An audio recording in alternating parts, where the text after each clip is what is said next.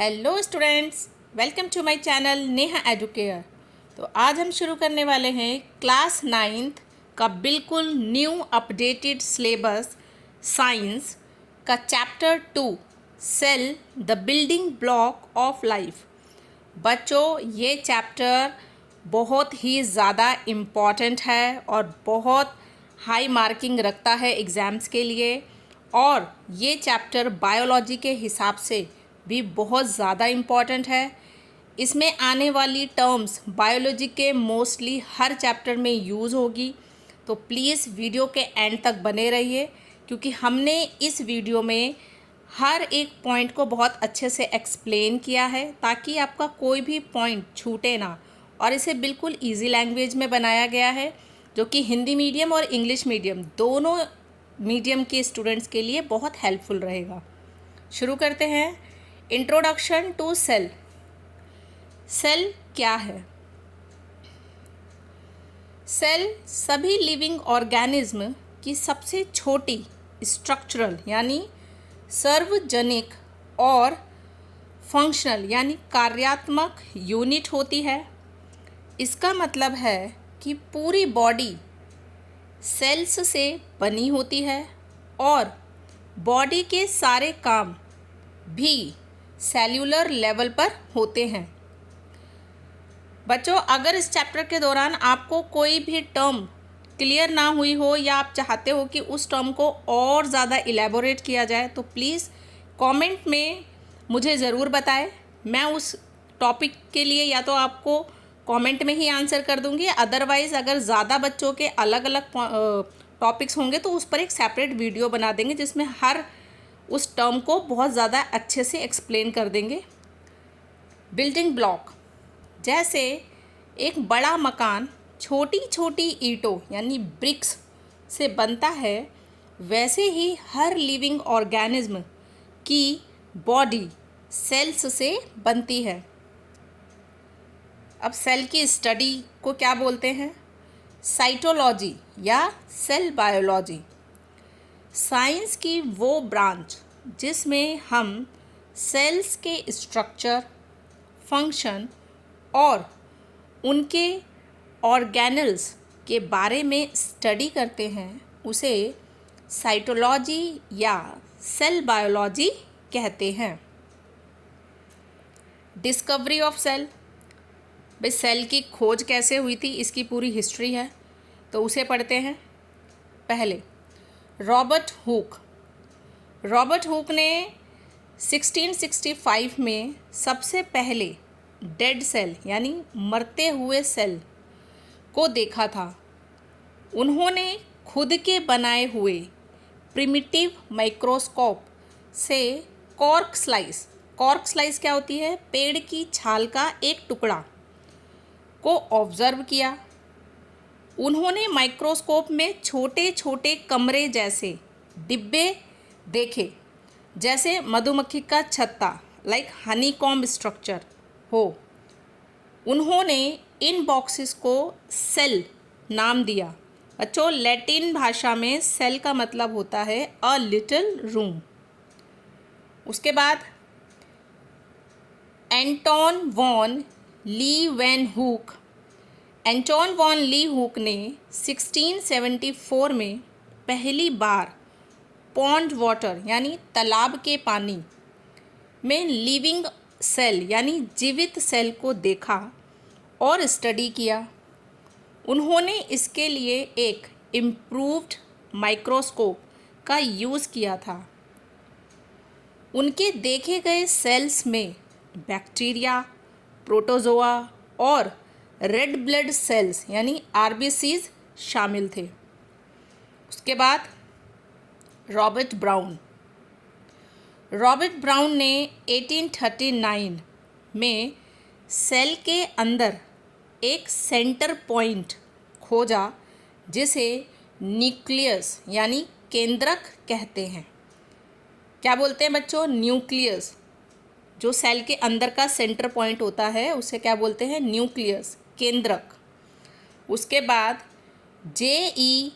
पुरकिंज ने 1839 में सेल के अंदर भरे हुए सेमी फ्लूइड या लिक्विड सब्सटेंस को प्रोटोप्लाज्म नाम दिया।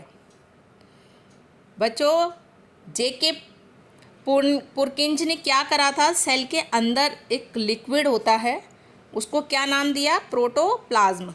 उसके बाद शेल्डेन एंड श्वैन 1838 to 39 में इन्होंने सेल थ्योरी दी। एम.जे. शेल्डेन ने 1838 में सेल थ्योरी दी। ये एक जर्मन बॉटनिस्ट थे। उन्होंने बताया कि सारे प्लांट्स सेल से बने होते हैं।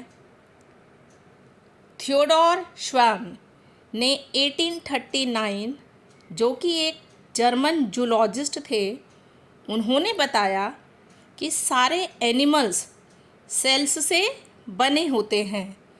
एम.जे. शेल्डेन ने क्या कहा कि सारे प्लांट्स सेल से बने होते हैं, और थियोडोर श्वान ने क्या कहा कि सारे एनिमल्स सेल्स से बने होते हैं। तो दोनों ने मिलकर सेल थ्योरी दी। उन्होंने क्या बोला कि पहला, सारे लिविंग ऑर्गेनिज्म सेल्स और उनके प्रोडक्ट्स से बने हैं। दूसरा, सेल लाइफ की बेसिक स्ट्रक्चरल और फंक्शनल यूनिट है। सेल क्या है बच्चों, लाइफ की बेसिक स्ट्रक्चरल और फंक्शनल यूनिट है। उसके बाद रुडोल्फ विर्चोवे ने 1855 में क्या करा, expansion of cell theory, cell theory को और एक्सटेंड करा, मतलब और उसको एक्सप्लेन किया। उन्होंने क्या थ्योरी बताई कि उन्होंने बहुत ज़्यादा इम्पॉर्टेंट स्टेटमेंट दिया सेल्स के लिए। ओमनिस सेल्यूला ई सेल्यूला, मतलब सारे नए सेल्स पहले से मौजूद सेल्स से ही बनते हैं, वो भी सेल डिवीजन के थ्रू आउट। तो रुडोल्फ विर्चोवे ने 1855 में एक्सपेंशन ऑफ सेल थ्योरी दिया। उन्होंने सेल थ्योरी को आगे बढ़ाया और एक बहुत इम्पॉर्टेंट स्टेटमेंट दिया। क्या था वो स्टेटमेंट, ओमनिस सेल्यूला ई सेल्यूला, मतलब सारे नए सेल्स पहले से मौजूद सेल्स से ही बनते हैं, वो भी सेल डिवीजन के दौरान। नेक्स्ट, कैमिलो गोल्जी ने 1898, उन्होंने गोल्जी एपेरेट्स को पहली बार देखा और डीपली डिस्क्राइब किया। उन्होंने सेल्स को स्टेन करने के लिए ब्लैक रिएक्शन टेक्निक बनाई थी। और ब्लैक रिएक्शन टेक्निक में क्या होता है, सिल्वर नाइट्रेट सॉल्यूशन का यूज़ किया जाता है। इस काम के लिए उन्हें 1906 में नोबेल प्राइज़ मिला था। किसको बच्चों, कैमिलो गोल्जी को 1906 में नोबेल प्राइज़ मिला था। नेक्स्ट टॉपिक पढ़ते हैं, types of organism based on number of cells. Cells की संख्या यानी नंबर के बेसिस पर ऑर्गेनिज्म को दो टाइप्स में डिवाइड किया जाता है। पहला, यूनिसेल्युलर ऑर्गेनिज्म यानी एक कोशिकीय जीव। वो ऑर्गेनिज्म जो सिर्फ एक ही सिंगल सेल से बने होते हैं उन्हें यूनिसेल्युलर ऑर्गेनिज्म कहते हैं। इनका फंक्शन, उनकी पूरी लाइफ के सारे काम जैसे डाइजेशन, रेस्पिरेशन, रिप्रोडक्शन, एक्सक्रेशन वही अकेला सेल यानी अकेला ही करता है। यूनिसेल्युलर सेल में क्या होता है बच्चों, सारे के सारे काम वही सिंगल सेल करेगा, और वो सारे काम कौन से हैं, डाइजेशन, रेस्पिरेशन, रिप्रोडक्शन और एक्सक्रेशन। एग्जाम्पल, अमीबा, पैरामीजियम, क्लेमाइडोमोनास और बैक्टीरिया। दूसरा मल्टी सेल्यूलर ऑर्गेनिज्म यानी बहुकोशिकीय जीव, वो ऑर्गेनिज्म जो बहुत सारे यानी मल्टीपल सेल्स के ग्रुप से बनते हैं। इनमें डिवीजन ऑफ लेबर यानी श्रम विभाजन यानी हर काम को करने के लिए अलग सेल्स होते हैं। जैसे इसमें अलग अलग तरह के काम करने के लिए अलग अलग सेल्स के ग्रुप्स होते हैं। जैसे हमारी बॉडी में ब्लड सेल्स ट्रांसपोर्ट करते हैं, मसल सेल्स मूवमेंट करते हैं और नर्व सेल्स मैसेजेस भेजते हैं। एग्जाम्पल प्लांट्स, एनिमल्स, फंगी और ह्यूमंस। ठीक है बच्चों, next topic types of cells, prokaryotic versus eukaryotic. Structure की कॉम्प्लेक्सिटी के बेसिस पर सेल्स दो मेन टाइप के होते हैं। ठीक है, तो कौन से हैं दो मेन टाइप, प्रोकैरियोटिक सेल और यूकैरियोटिक सेल। साइज के बेसिस पर जानते हैं। प्रोकैरियोटिक सेल में जनरली बहुत छोटा होता है इनका साइज, 1 से 10 माइक्रोमीटर, और यूकैरियोटिक में साइज बड़ा होता है, लगभग 5 से 100 माइक्रोमीटर। न्यूक्लियस, प्रोकैरियोटिक सेल्स में ट्रू न्यूक्लियस एब्सेंट होता है, न्यूक्लियर मेम्ब्रेन नहीं होती, न्यूक्लियर रीजन को न्यूक्लॉइड कहते हैं। और यूकैरियोटिक में बच्चों ट्रू न्यूक्लियस प्रेजेंट होता है जो न्यूक्लियर मेम्ब्रेन से घिरा होता है। क्रोमोसोम के बेसिस पर प्रोकैरियोटिक सेल सिर्फ एक सिंगल यानी सर्कुलर क्रोमोसोम होता है और यूकैरियोटिक में एक से ज़्यादा यानी मल्टीपल क्रोमोसोम्स होते हैं। मेम्ब्रेन बाउंड ऑर्गेनल्स के बेसिस पर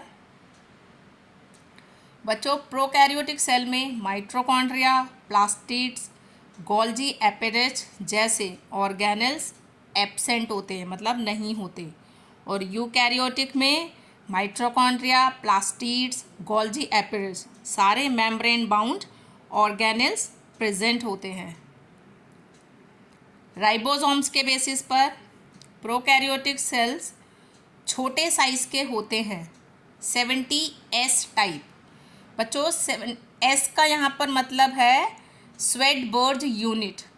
ठीक है, मतलब सेकंड मत समझना, 70S मतलब ये स्वेटबर्ज यूनिट है जो राइबोसोम्स को काउंट करने के लिए यूज़ होती है। और यूकैरियोटिक में बड़े साइज के होते हैं, मतलब 80S टाइप।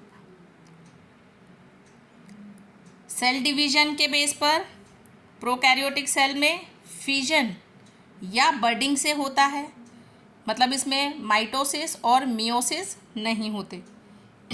और यूकैरियोटिक में मिटोसिस या मियोसिस सेल डिवीजन के थ्रू आउट होता है।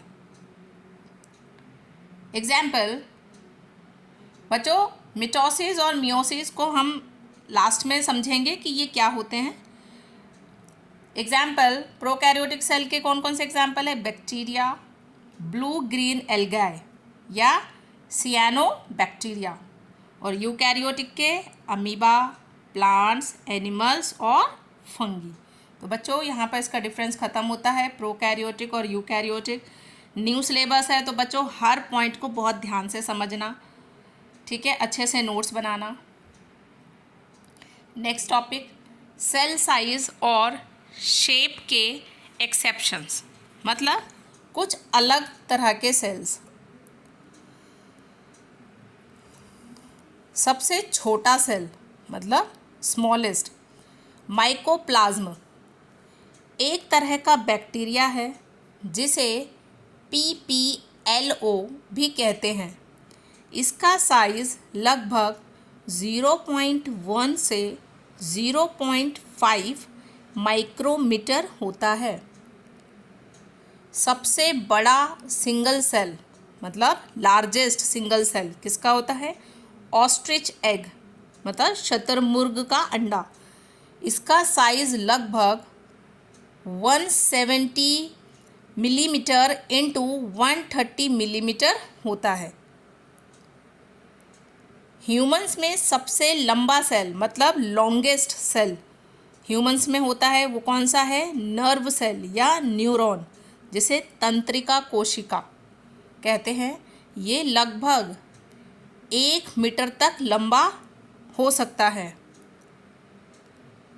शेप बदलने वाले सेल, तो बच्चों ये देखो, ये मल्टीपल क्वेश्चंस में आ सकता है। सबसे छोटा स्मॉलेस्ट कौन सा है? माइकोप्लाज्म। इसका साइज़ कितना होता है? लगभग 0.1 से 0.5 माइक्रोमीटर। सबसे बड़ा यानी कि लार्जेस्ट ऑस्ट्रिच एग होगा, जिसकी साइज़ लगभग 170 मिलीमीटर इंटू 130 मिलीमीटर होता है। और सबसे लॉन्गेस्ट सेल ह्यूमंस में होता है, जिसे नर्व सेल या न्यूरॉन कहते हैं। ये लगभग 1 मीटर तक लंबी हो सकती है। शेप बदलने वाले सेल, अमीबा और हमारे ब्लड में मिलने वाली WBC यानी वाइट ब्लड सेल्स अपना शेप लगातार बदल सकती है। ठीक है। Next topic, detailed structure of a cell. Cell के डिफरेंट पार्ट्स हैं। अब उसको समझते हैं कि उसमें सबका क्या क्या मीनिंग है। पहला, प्लाज्मा मेम्ब्रेन और सेल मेम्ब्रेन, मतलब प्लाज्मा मेम्ब्रेन बोल दो या सेल मेम्ब्रेन बोल लो, एक ही है। ये क्या है? ये सेल की सबसे बाहरी परत यानी आउटर मोस्ट कवरिंग होती है, जो सेल के अंदर के मटेरियल को बाहर के एनवायरनमेंट से अलग करती है। इसके कैरेक्टरिस्टिक क्या है? ये पतली यानी थिन, फ्लेक्सिबल यानी लचीली और लिविंग मेम्ब्रेन होती है। ये लिपिड्स और प्रोटीन्स की बनी होती है। सिलेक्टिव परमेबिलिटी मतलब जो पसंद होगा, मतलब जो ज़रूरी होगा उसी को लेना, तो इसको सिलेक्टिवली परमिएबल मेम्ब्रेन कहते हैं, क्योंकि ये सिर्फ कुछ सिलेक्टेड मटेरियल्स को ही सेल के अंदर या बाहर आने जाने देती है, सबको नहीं, मतलब जो ज़रूरी होगा उसी को आने देगी। एंडोसाइटोसिस, क्योंकि प्लाज्मा मेम्ब्रेन फ्लेक्सिबल होती है, इसलिए सेल बाहर के एनवायरनमेंट से अपना खाना और बाकी मटेरियल्स खुद के अंदर निगल लेता है। जैसे अमीबा इसी प्रोसेस से अपना खाना पकड़ता है। एक्सोसाइटोसिस, बच्चों वर्ड्स थोड़े टफ है तो प्लीज़ लिख कर प्रैक्टिस करना। एक्सोसाइटोसिस, जब सेल के अंदर का वेस्ट मटेरियल प्लाज्मा मेम्ब्रेन के थ्रू आउट बाहर निकाल दिया जाता है, तो उसे एक्सोसाइटोसिस कहते हैं। ठीक है बच्चों, बाहर के एनवायरनमेंट से अपना खाना अंदर निगल लेना क्या कहलाएगा आपका? एंडोसाइटोसिस। और सेल के अंदर जो वेस्ट मटेरियल है वो प्लाज्मा मेम्ब्रेन के थ्रू आउट बाहर निकाल देना क्या कहलाएगा? Exocytosis. Important processes across plasma membrane, बच्चों प्लाज्मा मेम्ब्रेन के दौरान जो प्रोसेस होता है उसकी इम्पॉर्टेंट प्रोसेसेस को जानते हैं। ये इम्पॉर्टेंट टॉपिक है। फर्स्ट, डिफ्यूजन, विसरण। जब मॉलिक्यूल्स अपनी हायर कॉन्सेंट्रेशन मतलब ज़्यादा मात्रा, ठीक है बच्चों, कॉन्सेंट्रेशन मीनिंग से कंफ्यूज मत होना, कॉन्सेंट्रेशन होगा क्वांटिटी, मात्रा, से लोअर कॉन्सेंट्रेशन की तरफ बिना किसी एनर्जी के मूव करते हैं। एग्जाम्पल, सेल के अंदर CO2 यानी कार्बन डाइऑक्साइड का बढ़ना और बाहर निकलना, या O2 ऑक्सीजन का सेल के अंदर आना। तो डिफ्यूजन में क्या होगा बच्चों, जब मॉलिक्यूल्स अपनी हायर कॉन्सेंट्रेशन से लोअर कॉन्सेंट्रेशन की तरफ बिना किसी एनर्जी के मूव करते हैं तो वो क्या कहलाता है, डिफ्यूजन। ऑस्मोसिस यानी परासरण, ये पानी यानी वाटर मॉलिक्यूल्स का डिफ्यूजन है एक सिलेक्टिवली परमिएबल मेम्ब्रेन के थ्रू। पानी हमेशा हाई वाटर कॉन्सेंट्रेशन से लो वाटर कॉन्सेंट्रेशन की तरफ मूव करता है। बच्चों इसमें इसके टाइप्स भी होंगे, ठीक है, इम्पॉर्टेंट है ये थोड़ा सा समझना। Types of solution based on osmosis. पहला टाइप है हाइपोटोनिक सॉल्यूशन यानी अल्प परासरी।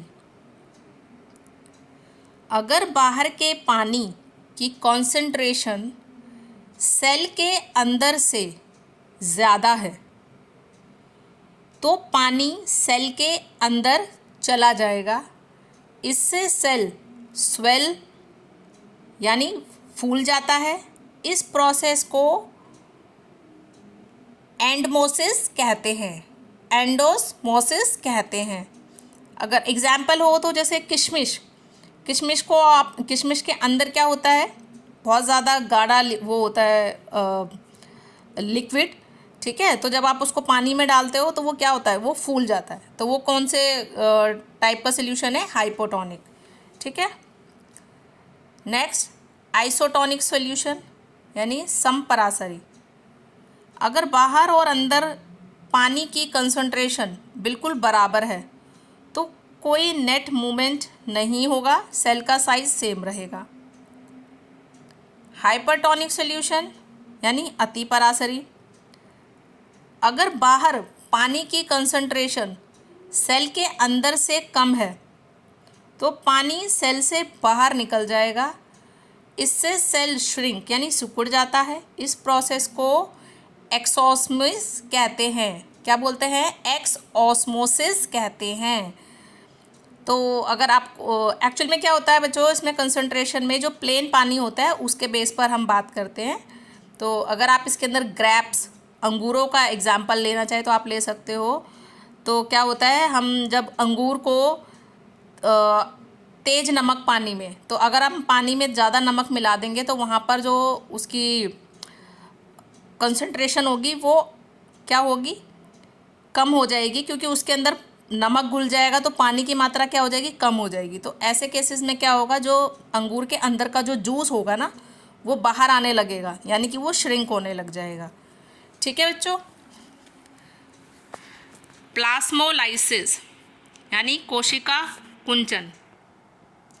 जब एक living plant cell hypertonic solution में पानी खोता है यानी लूज करता है तो सेल मेम्ब्रेन के साथ अंदर का सारा प्रोटोप्लाज्म सेल वॉल से दूर हटकर एक कोने में सिकुड़ जाता है।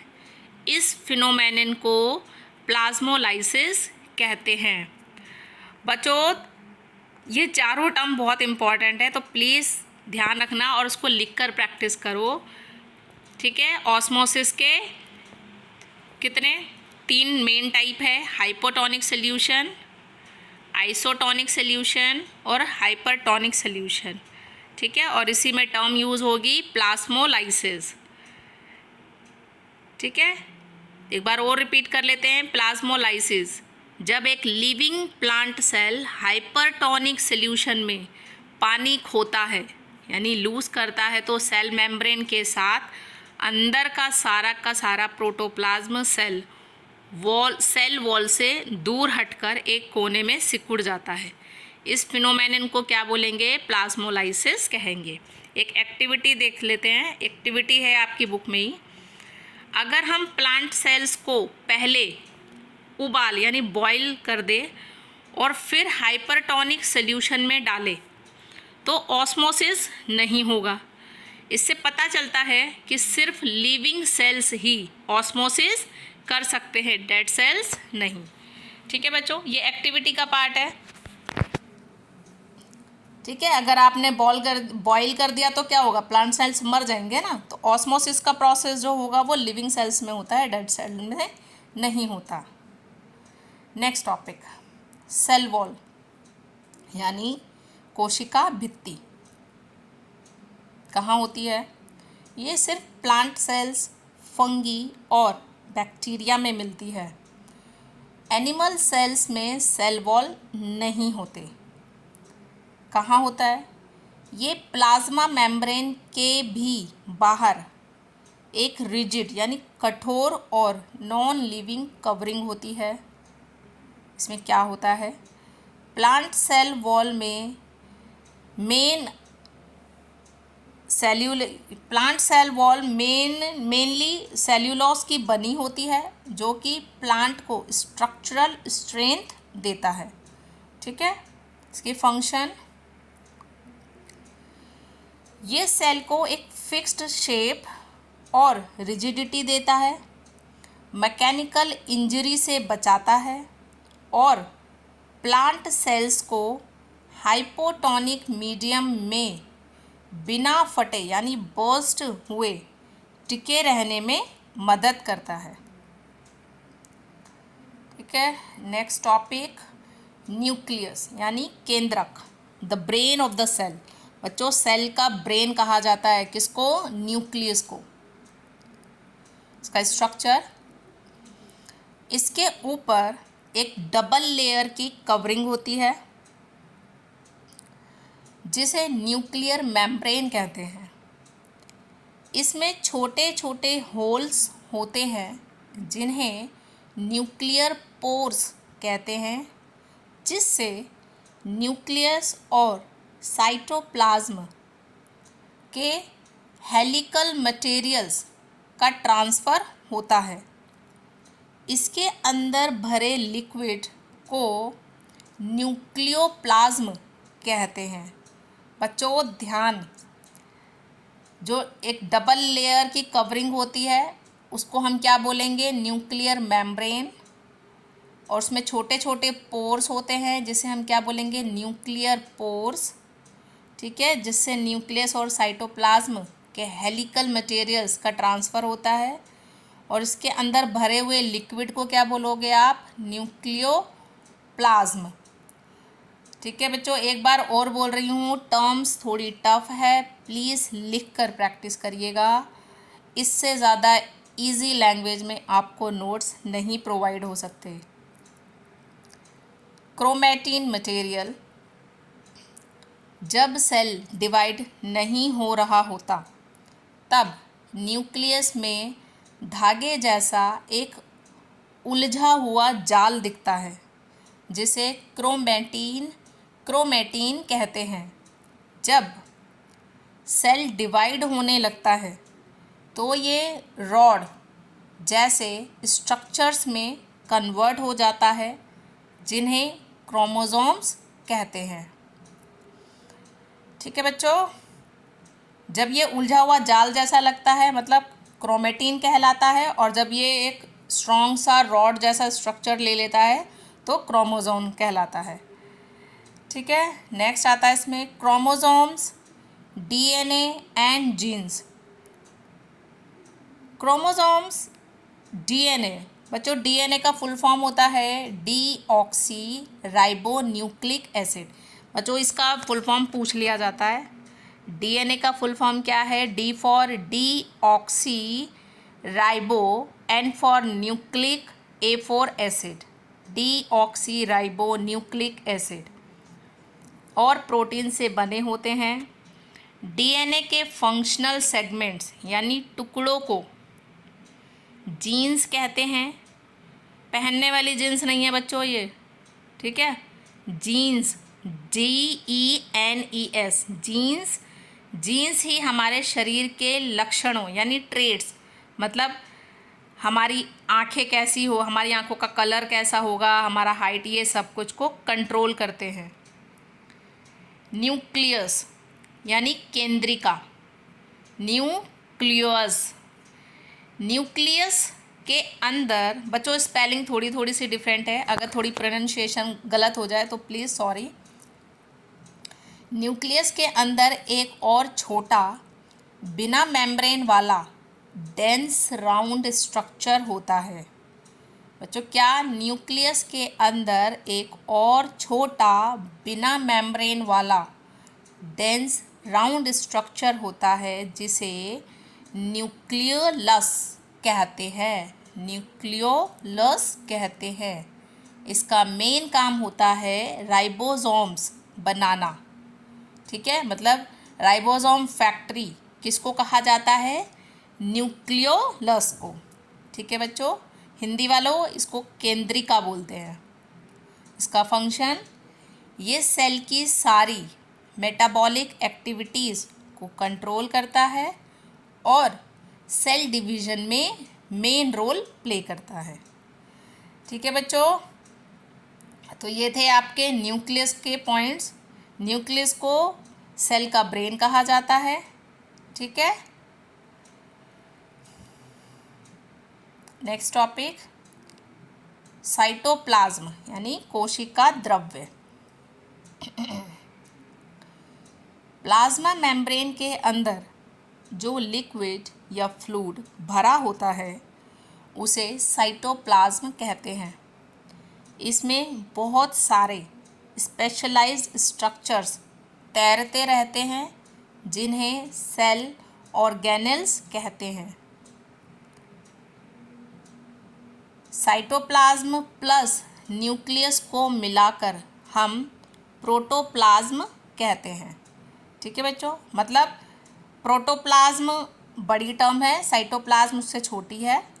ठीक है, प्रोटोप्लाज्म में क्या होगा? साइटोप्लाज्म और न्यूक्लियस को मिला दिया जाता है। सेल ऑर्गेनेल्स यानी कोशिका अंगक। एंडोप्लाज्मिक रेटिकुलम जिसे हम ER कहते हैं, इसका स्ट्रक्चर, ये झिल्ली यानी मेम्ब्रेन से बनी नलियों मतलब ट्यूब्स और शीट्स का एक बहुत बड़ा नेटवर्क होता है। ठीक है, एंडोप्लाज्मिक रेटिकुलम में ये मेम्ब्रेन से बनी ट्यूब्स और शीट्स का एक बहुत बड़ा नेटवर्क होता है। इसके टाइप्स, पहला रफ एंडोप्लाज्मिक रेटिकुलम यानी RER। इसकी सरफेस पर छोटे छोटे दाने जैसे राइबोसोम्स चिपके होते हैं। इसका मेन काम प्रोटीन सिंथेसिस यानी प्रोटीन बनाना है। बच्चों, रफ एंडोप्लाज्मिक रेटिकुलम का काम क्या है? प्रोटीन सिंथेसिस मतलब प्रोटीन बनाना। दूसरा, स्मूथ एंडोप्लाज्मिक रेटिकुलम SER। इसकी सरफेस पर राइबोसोम्स नहीं होते। इसका मेन काम लिपिड्स और फैट्स मॉलिक्यूल्स बनाना है। तो बच्चों, रफ एंडोप्लाज्मिक रेटिकुलम में राइबोसोम्स चिपके होते हैं और इसका मेन काम प्रोटीन सिंथेसिस होता है। और स्मूथ एंडोप्लाज्मिक रेटिकुलम, इसकी सरफेस पे राइबोसोम्स नहीं होते और इनका मेन काम लिपिड्स और फैट्स मॉलिक्यूल बनाना है। फंक्शंस ऑफ एंडोप्लाज्मिक रेटिकुलम, इसके फंक्शन क्या है? Membrane biogenesis. ER endoplasmic reticulum द्वारा बनाए गए प्रोटीन्स और लिपिड्स से ही सेल मेम्ब्रेन बनती है। ठीक है बच्चों, सेल मेम्ब्रेन किससे बनती है? एंडोप्लाज्मिक रेटिकुलम द्वारा बनाए गए प्रोटीन्स और लिपिड से सेल मेम्ब्रेन बनती है।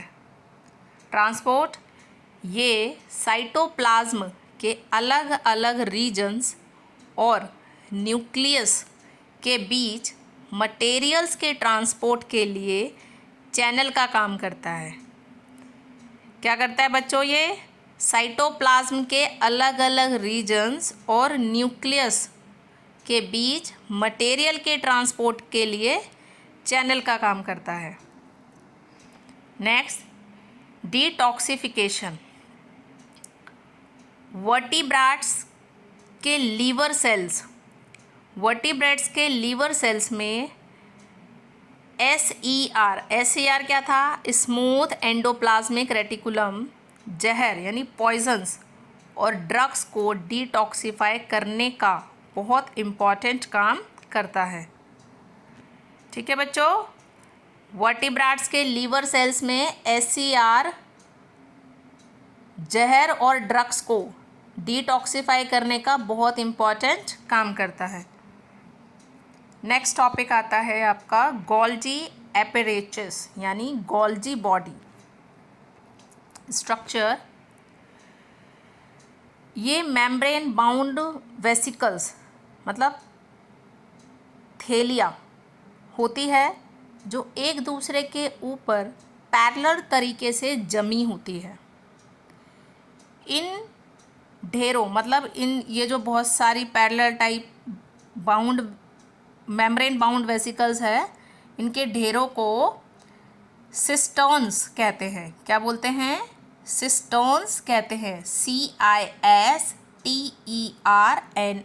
सिस्टर्न्स। डिक्टायोसोम्स।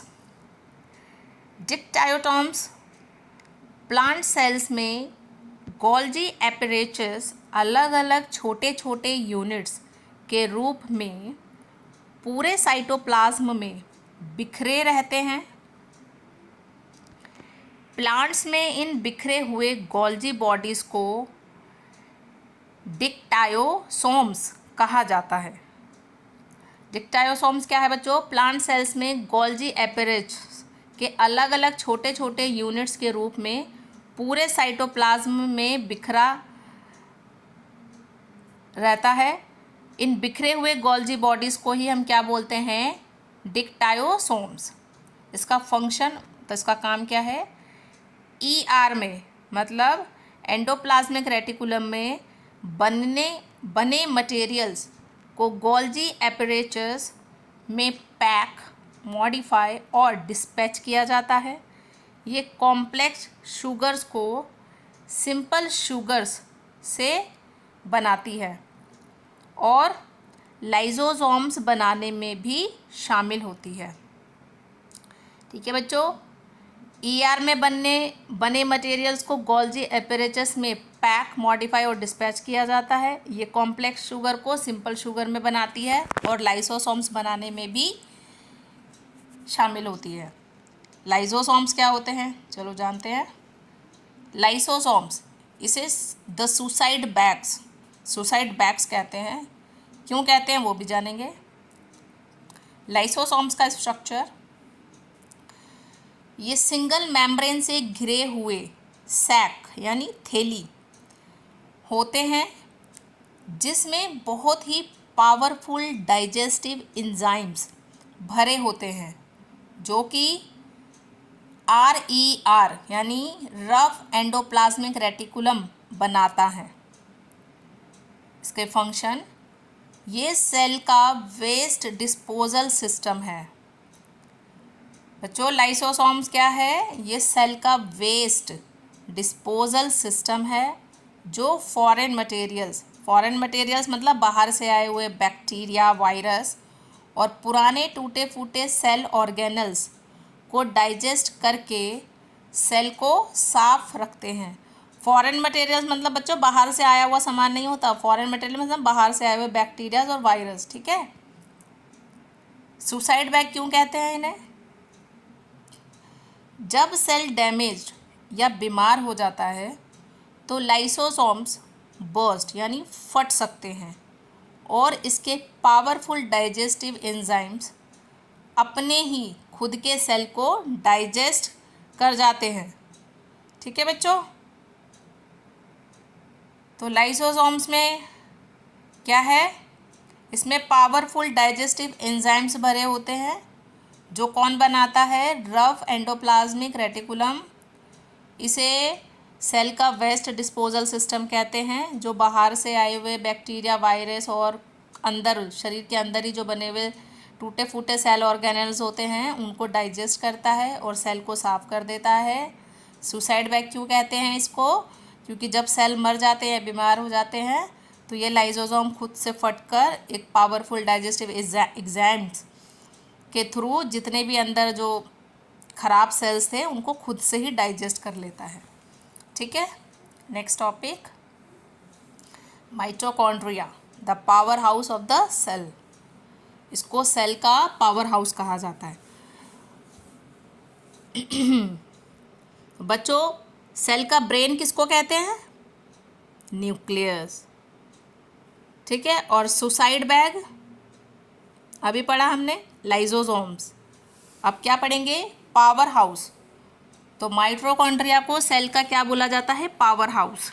इसका स्ट्रक्चर, इसकी डबल मेम्ब्रेन होती है।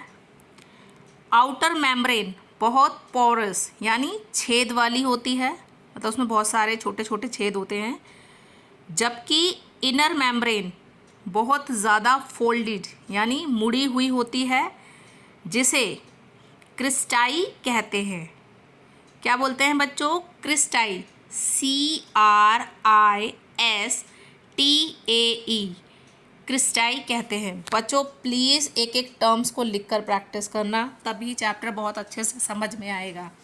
और क्योंकि बहुत इम्पॉर्टेंट है और बहुत ज़्यादा टफ लैंग्वेज, मतलब टफ वर्ड्स यूज़ होते हैं इसके, तो प्लीज़ प्रैक्टिस करना लिख लिख के। मेरे से जो हेल्प चाहिए होगी आपको तो प्लीज़ मुझे कमेंट्स में ज़रूर बताना। Why powerhouse? माइटोकॉन्ड्रिया को पावर हाउस क्यों कहते हैं? ये सेल के लिए एनर्जी प्रोड्यूस करता है सेल्यूलर रेस्पिरेशन के थ्रू आउट। ये एनर्जी यानी एटीपी क्या है बच्चों? Adenosine triphosphate. क्या है बच्चों? एडिनोसाइन ट्राइफॉस्फेट मॉलिक्यूल्स के रूप में रिलीज होती है। एटीपी को energy currency of the cell कहा जाता है। बच्चों सेल की एनर्जी करेंसी किसको कहते हैं? एटीपी यानी एडिनोसाइन ट्राइफॉस्फेट। ठीक है, इसका एक यूनिक फीचर है, माइटोकॉन्ड्रिया के पास अपना खुद का डीएनए और राइबोसोम्स होते हैं, इसलिए ये अपने कुछ प्रोटीन्स खुद बना सकते हैं, मतलब इनको सेमी ऑटोनॉमस ऑर्गेनल कहते हैं। ठीक है बच्चों, तो माइटोकॉन्ड्रिया का यूनिक फीचर क्या है कि इसके पास खुद का डीएनए और राइबोसोम्स होते हैं। ठीक है, जिससे ये खुद के लिए प्रोटीन्स बना सकते हैं। Next topic, ribosomes. राइबोसोम्स को हम प्रोटीन फैक्ट्री कहते हैं। इसके कैरेक्टरिस्टिक्स क्या है? ये बिना किसी मेम्ब्रेन के होते हैं और प्रोकैरियोटिक 70S टाइप और यूकैरियोटिक 80S टाइप दोनों सेल्स में मिलते हैं। इसका फंक्शन क्या है? इन्हें protein factory of the cell कहा जाता है, क्योंकि ये अमीनो एसिड्स को जोड़कर प्रोटीन बनाते हैं। क्यों बोला जाता है बच्चों? क्योंकि ये अमीनो एसिड्स को जोड़कर प्रोटीन बनाते हैं।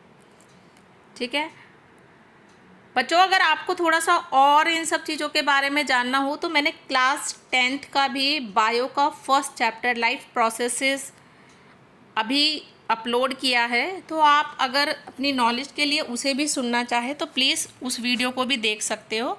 उसमें भी मैंने काफ़ी सारे पॉइंट्स को एक्सप्लेन किया है, अमीनो एसिड्स ये सब, तो आप उसको भी सुन सकते हो, देख सकते हो। नेक्स्ट टॉपिक, प्लास्टिड्स कहाँ होते हैं? ये सिर्फ प्लांट सेल्स में पाए जाते हैं, एनिमल सेल्स में ये बिल्कुल नहीं होते। ठीक है बच्चों, ये सिर्फ प्लांट सेल्स में होते हैं, एनिमल सेल्स में नहीं होते। इनका स्ट्रक्चर, इनकी भी डबल मेम्ब्रेन होती है। उनके अंदर के मैट्रिक्स को स्ट्रोमा कहते हैं। क्या बोलते हैं बच्चों? स्ट्रोमा, STROMA, स्ट्रोमा कहते हैं, जिसमें प्लेटलेट्स जैसे स्ट्रक्चर्स होते हैं, जिन्हें थाइलेकॉइड्स, क्या बच्चों? थाइलेकॉइड्स THYLAKOIDS, थाइलेकॉइड्स कहते हैं। प्लास्टिड्स के पास भी अपना खुद का DNA और राइबोसोम्स होते हैं। ठीक है बच्चों, प्लास्टिड्स के पास भी क्या होते हैं? अपने DNA और राइबोसोम्स होते हैं। और किसके पास होते हैं? माइटोकॉन्ड्रिया। माइटोकॉन्ड्रिया के पास भी अपने DNA और राइबोसोम्स होते हैं। Types of plastids. प्लास्टिड्स के कितने टाइप है? पहला क्रोमोप्लास्ट यानी कलर्ड प्लास्टिड्स। इसमें सबसे इम्पॉर्टेंट है क्लोरोप्लास्ट। क्लोरोप्लास्ट के अंदर हरे रंग का पिगमेंट क्लोरोफाइल होता है जो फोटोसिंथेसिस के लिए ज़रूरी है। इसीलिए इसे किचन ऑफ द सेल भी कहते हैं। बच्चों, पत्तों में जो हरा रंग होता है वो किसकी वजह से होता है? क्लोरोफाइल। ठीक है, और क्लोरोफाइल को ही हम क्या बोलते हैं? Kitchen of the cell.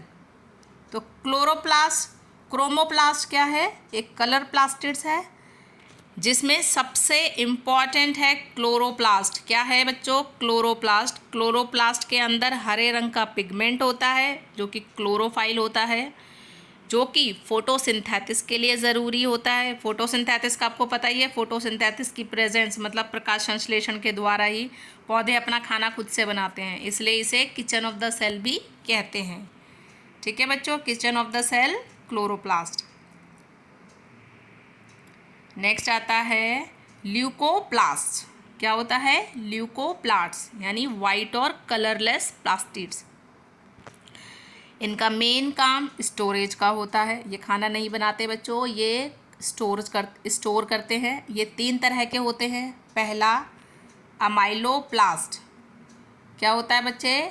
Amyloplast ये स्टार्च स्टोर करता है, जैसे आलू में स्टार्च होता है ना। सेकंड होता है इलेओप्लास्ट। कौन सा? इलेओप्लास्ट। ये ऑयल्स और फैट्स स्टोर करता है, जैसे सीड्स में बच्चों ऑयल और फैट्स होते हैं। नेक्स्ट आता है एल्यूरोप्लास्ट। क्या आता है बच्चों? एल्यूरोप्लास्ट ये प्रोटीन स्टोर करता है, जैसे दाल में। ठीक है बच्चों, तो ल्यूकोप्लास्ट में क्या होता है? ये स्टोरेज का काम करता है। अमाइलोप्लास्ट क्या स्टोर करता है? स्टार्च, जैसे आलू। इलेओप्लास्ट ये किसको स्टोर करता है? ऑयल और फैट्स को, जैसे सीड्स में। और नेक्स्ट क्या होता है आपका? एल्यूरोप्लास्ट जो कि प्रोटीन को स्टोर करता है, जैसे दालों में। ठीक है बच्चों, स्पेलिंग्स को याद कर लेना, अच्छे से लिख कर प्रैक्टिस कर लेना। नेक्स्ट टॉपिक आता है आपका वैक्यूल्स यानी रसधानी। वैक्यूल्स ये लिक्विड या सॉलिड मटेरियल्स को स्टोर करने वाली मेम्ब्रेन बाउंड थैलिया होती है। इसकी मेम्ब्रेन को टोनोप्लास्ट कहते हैं। बच्चों, वैक्यूल्स क्या है? ये लिक्विड या सॉलिड मटेरियल को स्टोर करने वाली मेम्ब्रेन बाउंड ऑर्गेनेल्स मतलब थैलिया होती है। इसकी मेम्ब्रेन को टोनोप्लास्ट कहते हैं। TONOPLAST टोनोप्लास्ट कहते हैं। Difference in plants and animals और प्लांट्स में कैसे अलग है देखते हैं। एनिमल सेल्स में वैक्यूल्स का साइज़ बहुत छोटा और टेम्पररी होता है। जो एनिमल्स में वैक्यूल्स का साइज़ बहुत छोटा और टेम्पररी होता है, जबकि प्लांट सेल्स में ये बहुत बड़े होते हैं। सेल का 50% से 90% वॉल्यूम घेर लेते हैं। तो बच्चों, इतने बड़े होते हैं ये प्लांट्स में। वैक्यूल्स के फंक्शन क्या है? प्लांट्स में ये सेल को टर्जिटी और रिजिडिटी देते हैं। अमीबा जैसे यूनिसेल्युलर ऑर्गेनिज्म में फूड वैक्यूल खाना स्टोर करता है और कॉन्ट्रास्टाइल वैक्यूल वेस्ट को बाहर निकालता है। ठीक है बच्चों, अमीबा जैसे यूनिसेल्युलर ऑर्गेनिज्म में फूड वैक्यूल खाना स्टोर करता है और कॉन्ट्रास्टाइल वैक्यूल वेस्ट को बाहर निकालता है। नेक्स्ट टॉपिक है आपका पैरोक्सीसोम्स। पैरोक्सीसोम्स, इसके कैरेक्टरिस्टिक क्या है? ये गोल मेम्ब्रेन बाउंड थैलिया होती है। इनमें ऑक्सीडेटिव एंजाइम्स होते हैं। पैरोक्सीसोम्स क्या होते हैं बच्चों? ये गोल मेम्ब्रेन बाउंड ऑर्गेनल्स होते हैं। इसमें ऑक्सीडेटिव एंजाइम्स होते हैं। इसका फंक्शन क्या है? ये सेल में बनने वाले जहरीले हाइड्रोजन पेरोक्साइड H2O2 को पानी और ऑक्सीजन में तोड़कर सेल को डिटॉक्सिफाई और सेफ रखते हैं। ठीक है बच्चों, तो पैरोक्सीसोम्स का मेन काम क्या होता है? ये जहरीले हाइड्रोजन पेरोक्साइड को पानी और ऑक्सीजन में तोड़कर सेल को डिटॉक्सिफाई और सेफ रखता है। बच्चों एक छोटा सा ओवरव्यू ले लेते हैं, समरी, क्योंकि चैप्टर लंबा है तो थोड़ा सा फटाफट वाला भी इसी में से कंप्लीट करते हैं। प्लांट सेल और एनिमल सेल, सेल वॉल के बेसिस पर। सेल वॉल प्लांट सेल में प्रेजेंट होता है और ये सेल्यूलोज के बने होते हैं, और एनिमल में सेल वॉल नहीं होता। प्लास्टिड्स, बच्चों प्लास्टिड्स क्या है? ये प्लांट सेल में प्रेजेंट होता है। किस फॉर्म में? क्लोरोप्लास्ट और ल्यूकोप्लास्ट में। ठीक है, और एनिमल सेल में प्लास्टिड्स एब्सेंट होते हैं। वैक्यूल्स, एक बड़ा सेंट्रल और परमानेंट वैक्यूल होता है। बच्चों प्लांट सेल में वैक्यूल्स क्या थे? बड़े होते हैं और परमानेंट होते हैं, और एनिमल सेल में बहुत छोटे और टेम्पररी वैक्यूल्स होते हैं। सेंट्रोसोम और सेंट्रियोल, ठीक है, तो प्लांट सेल में सेंट्रोसोम एब्सेंट होते हैं। लोअर प्लांट्स को छोड़कर, मतलब जो बहुत छोटे छोटे प्लांट्स होते हैं उनको छोड़कर उनमें सेंट्रोसोम होता है। और एनिमल सेल में सेंट्रोसोम प्रेजेंट है जो सेल डिवीजन में हेल्प करता है। ठीक है, साइज और शेप के बेस पर प्लांट सेल जनरली बड़ा और फिक्स्ड रेक्टेंगुलर शेप का होता है, और एनिमल सेल छोटा और इर्रेगुलर मतलब ओवल शेप का होता है। बच्चों इसका डायग्राम आपकी बुक में है, तो प्लीज़ उस डायग्राम को प्रैक्टिस करना। मेरी स्क्रीन थोड़ी छोटी रहती है, इस वजह से मैं डायग्राम नहीं कर पा रही। उसमें मेरा डायग्राम के जो लेवलिंग है वो कट हो रही है। ठीक है, तो इसलिए मैं आपको डायग्राम्स नहीं दिखा पा रही हूँ। आप अपनी बुक से प्लीज़ डायग्राम्स को चेक करें। अगर पॉसिबल हुआ तो मैं डायग्राम्स के लिए अलग से भी वीडियो ले आऊँगी, अगर ज़रूरत पड़ी तो उसमें हम डायग्राम को अच्छे से एक्सप्लेन कर लेंगे। ओके, न्यूक्लियस की पोजीशन के अकॉर्डिंग प्लांट सेल वैक्यूल के बड़े साइज के कारण न्यूक्लियस साइड में होता है। बच्चों न्यूक्लियस की पोजीशन प्लांट सेल में क्या होगी? एक्चुअल में क्या होता है, इसके अंदर वैक्यूल क्या होता है? बड़े साइज का होता है, जिसकी वजह से जो न्यूक्लियस होता है वो साइड में होता है। और एनिमल सेल में क्या होगा? सेंटर में होगा, क्योंकि न्यूक्लियस लगभग इसके सेंटर मतलब बीच में ही होता है।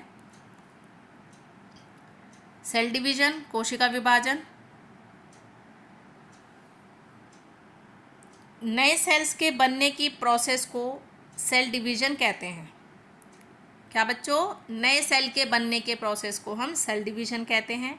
ये दो मेन टाइप्स के होते हैं। ठीक है, हमने प्रोकैरियोटिक और यूकैरियोटिक में पढ़ी थी टर्म्स, अब हम उसको थोड़ा सा एक्सप्लेन कर लेते हैं। ये लास्ट टॉपिक है इस चैप्टर का। मिटोसिस यानी समसूत्र विभाजन, ये ग्रोथ और टिश्यू रिपेयर के लिए बॉडी के नॉर्मल सेल्स यानी सोमेटिक सेल्स में होता है। इसमें एक पेरेंट सेल डिवाइड होकर दो आइडेंटिकल मतलब डॉटर सेल्स बनाता है। डॉटर सेल्स में क्रोमोसोम्स का नंबर पेरेंट सेल के बिल्कुल बराबर होता है। बच्चों मिटोसिस समसूत्र मतलब बराबर वाला ही है, ठीक है। ये क्या है, ग्रोथ और टिश्यू रिपेयर के लिए बॉडी के नॉर्मल सेल्स में होता है, ठीक है। इसमें एक पेरेंट सेल डिवाइड होकर 2 आइडेंटिकल डॉटर सेल बनाता है और डॉटर सेल्स में क्रोमोसोम का नंबर पेरेंट सेल के बिल्कुल बराबर होता है, ठीक है। नेक्स्ट होता है इसमें मियोसिस यानी अर्धसूत्र विभाजन।